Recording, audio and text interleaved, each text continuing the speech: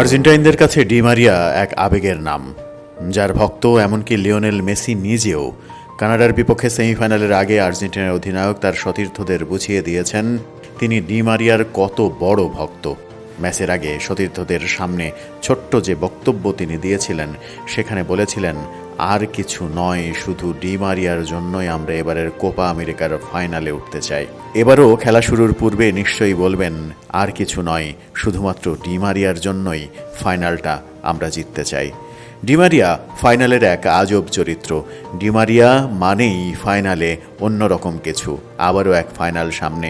এবার Di Maria ফাইনালটাকে রাঙিয়ে দলকে চ্যাম্পিয়ন করার পাশাপাশি তার শেষ ম্যাচকে রাঙাতে পারবেন কিনা সেটা নিয়ে বিশ্বব্যাপী আলোচনা।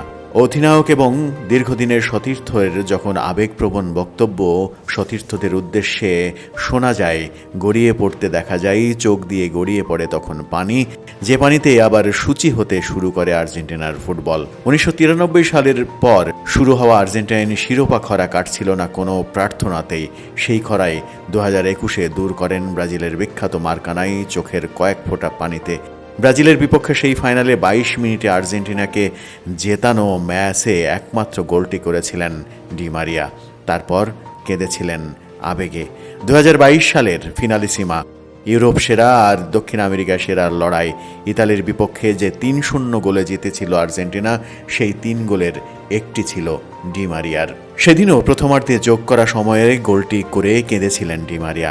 2022 সালের বিশ্বকাপের ফাইনালে আর্জেন্টাইনদের দিকে তাকিয়েছিল ডি মারিয়ার ফাইনাল ভাগ্য।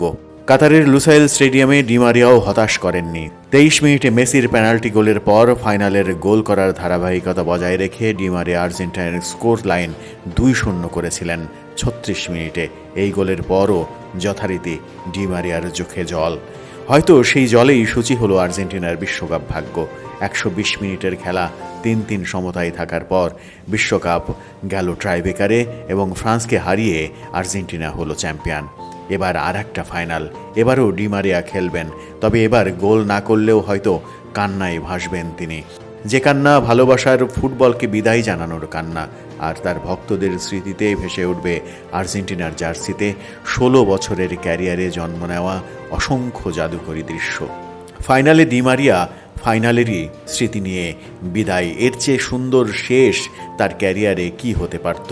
হয়তো এই সুন্দরটা আরও বেশি সুন্দর হতে পারে যদি ফাইনালে শিরোপাটা জিততে পারেন, শিরোপাটা নিজের করে নিতে পারেন। তখন হয়তো সুখের কান্না আর বাদ মানতে চাইবে না। সবাইকে জড়িয়ে ধরে, বিশেষ করে বন্ধু লিওনেল মেসিকে জড়িয়ে ধরে এক পশলা কান্নার বৃষ্টি পড়বে ডি মারিয়ার চোখ বেয়ে।